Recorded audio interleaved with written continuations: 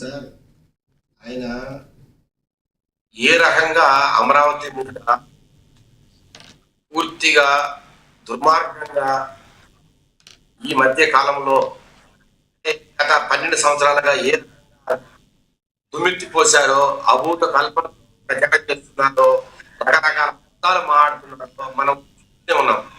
సరే అసలు ఆయనే చెప్పాడు 30,000 ఎకరాలు తీసుకోండి, 40,000 ఎకరాలు తీసుకోండి, 50,000 ఎకరాలు తీసుకోండి, ఒక పెద్ద రాజధాని చెప్పింది ఆయన.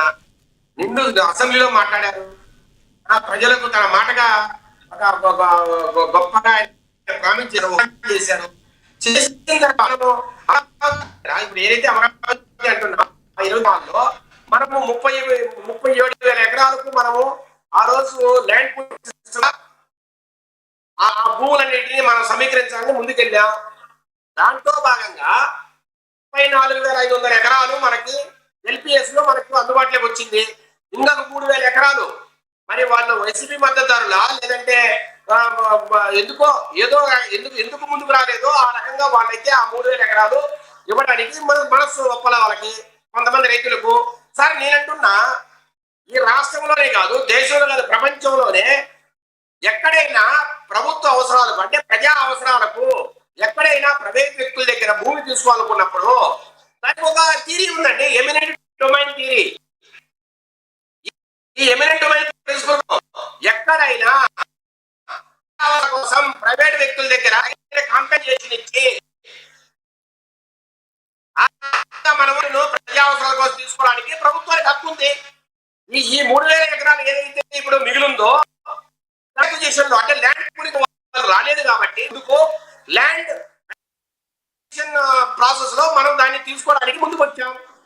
ఈ రోజు సార్ మీరు రకరకాల రోడ్లు చూస్తున్నారు, ఈస్ట్ టు వెస్ట్ కావచ్చు, నార్త్ టు సౌత్ కావచ్చు, అట్లాగే సీడ్ యాక్సెస్ రోడ్ కావచ్చు, రకరకాల ఇన్ఫ్రాస్ట్రక్చర్ వర్క్స్ జరుగుతున్నాయి.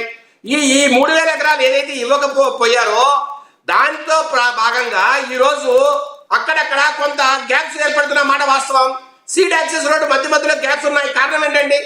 ఈ ల్యాండ్ అక్విజిషన్ ప్రాబ్లం వల్లనే కొంతమంది రైతులు ల్యాండ్ ఇవ్వడానికి ఒప్పుకోకపోవడం వల్లనే.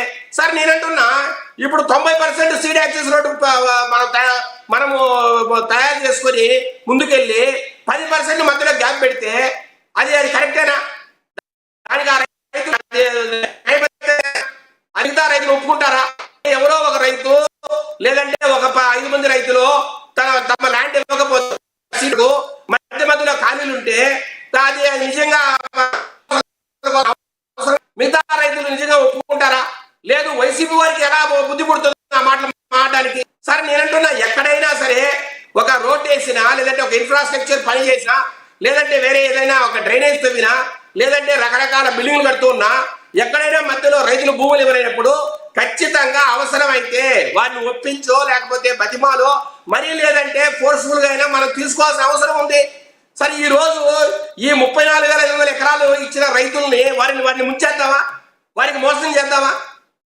సరే ఇప్పుడు ఈ రకంగా మనం ఇప్పుడు కూడా చెప్తున్నాం, అయ్యా ల్యాండ్ ఎడ్యుకేషన్ వల్ల మీకు వద్దనుకుంటే, ఆ ప్రాసెస్ ద్వారా మీకు వద్దనుకుంటే ల్యాండ్ పూలింగ్ సిస్టమ్ లోనే మేము మళ్ళా కూడా మీ మిగతా భూములు తీసుకోవడానికి కూడా రెడీగా ఉంది ప్రభుత్వాన్ని. వారిని బతిమాలుతుంది, వారిని నచ్చజెప్పాలని ట్రై చేస్తుంది. కానీ వైసీపీ పార్టీ జగన్మోహన్ గారి ఆధ్వర్యంలో అక్కడ కొంతమంది రైతులు రెచ్చగొడుతున్నారు. వీరికి ఉన్న ఏదైతే వైసీపీ లాయర్లు ఉన్నారో వారి ద్వారా కోర్టులో కావచ్చు కంప్లీట్ చేయకుండా అడ్డుపడుతున్నారు. ఇప్పుడు ఇట్లాంటి పరిస్థితుల్లో ప్రభుత్వానికి ఉన్న ఏకైక ఆ ల్యాండ్ ను సమీకరించి ముందుకెళ్ళి ఇన్ఫ్రాస్ట్రక్చర్ ఏదైతే మనం ఈ రోజు డెవలప్ చేస్తున్నాం దాన్ని కంప్లీట్ చేయలేదా? ఈ రోజు 60,000 కోట్ల రూపాయలు మనం ఖర్చులు పెట్టి ప్రాజెక్ట్ డెవలప్ చేస్తున్నాం. ఇంతమంది రైతుల దగ్గర మనం భూములు తీసుకున్నాం, వారికి తిరిగి మళ్ళా ప్లాట్లు డెవలప్ చేసి ఇస్తున్నాం. ఇవన్నీ సక్రమంగా జరగాలంటే ఏ ల్యాండ్ అయితే ఇప్పుడు మనకి అత్యవసరమో అవి తీసుకోవాల్సిన అవసరం లేదా? దీంట్లో ఎందుకు వైసీపీ పేజీ పెడుతోంది? ఒకటి. రెండో మాట, చెప్పింది మీరే, తీసుకోండి భూములు తీసుకోండి రాజధాని కట్టమని. మళ్ళీ 2019 తర్వాత మళ్ళా 3 రాజధానులు అన్నారు. తర్వాత ఇప్పుడేమో మాదిగలు అంటున్నారు. సరే నేనంటున్నా మీరు అంటున్నారు కదా 40% ఓట్లు వచ్చాయి మా పార్టీకి. మరి 40% ఓట్లు పడిన పార్టీ, ఒక రాష్ట్ర ముఖ్యమంత్రిగా 5 ఏళ్ళు పనిచేసిన వ్యక్తి, ఒక 10 ఏళ్ళు ప్రతిపక్ష నేతగా ఉన్న వ్యక్తి ఇంత నిలకలేని వ్యక్తే సార్. ఇంత దారుణమైన ఒక గంటకు ఈ మాదిరిగా స్టాండ్ మార్చుకోవడం ఏంటండి? అంటే ఈ రాష్ట్రానికి ఆయుపట్టైన ఒక రాజధాని కట్టడంలో ఒక ప్రతిపక్ష పార్టీ అధినేతగా ఉన్న వ్యక్తి, రాష్ట్రానికి ముఖ్యమంత్రిగా పనిచేసిన వ్యక్తి ఇన్నిసార్లు మాట మార్చడం ఏంటి? అంటే మీ పార్టీకి ఒక మంచి థియరీ లేదా, ఒక సిద్ధాంతం లేదా, లేదంటే ఒక ప్రతిపాదన లేదా మీ దగ్గర, లేదంటే మీ క్లారిటీ ఆఫ్ థాట్ లేదా? ఎందుకని ఇలా మాట మారుస్తున్నారు? ఎందుకు ఈ రకంగా మీరు ఇంత పెద్ద పార్టీ, ఇంత గొప్ప వ్యక్తులము, విలువలు, విశ్వసనీయత, మాట తప్పం మడమ తిప్పం ఇన్ని మాట్లాడే వ్యక్తులు మీరు ఈ రకంగా ఎందుకు ప్రజలు మోసం చేస్తున్నారు? ఈ రకంగా ఎందుకు మాట మార్చుకుంటూ పోతున్నారు? ఇది ప్రజాస్వామ్యంలో న్యాయమైన పరిస్థితేనా? ఇట్లా మీరు తయారయ్యి ఇలా మీరు చేస్తూ ఈ రోజు చంద్రబాబు నాయుడు గారు ఎప్పుడో ఆయన విలనంట, ఆయన ఏదో అందరినీ దోచేస్తున్నాడంట, ఆయన ఏదో ప్రజల్ని ఇబ్బంది పెడుతున్నాడని మాట్లాడము ఇది సహేతుకమా? ఇది న్యాయమేనా? ఎవరైనా ప్రజలు హర్షిస్తారా? రైట్. రెండో మాట, ఈ రోజు మాదిగ పేరుతో మీరు ముందుకు వచ్చారు. దాని మీద ఎంత దారుణమైన ట్రోలింగ్ జరుగుతుంది సార్. ఎంత మంది మీమ్స్ పెడుతున్నారండి?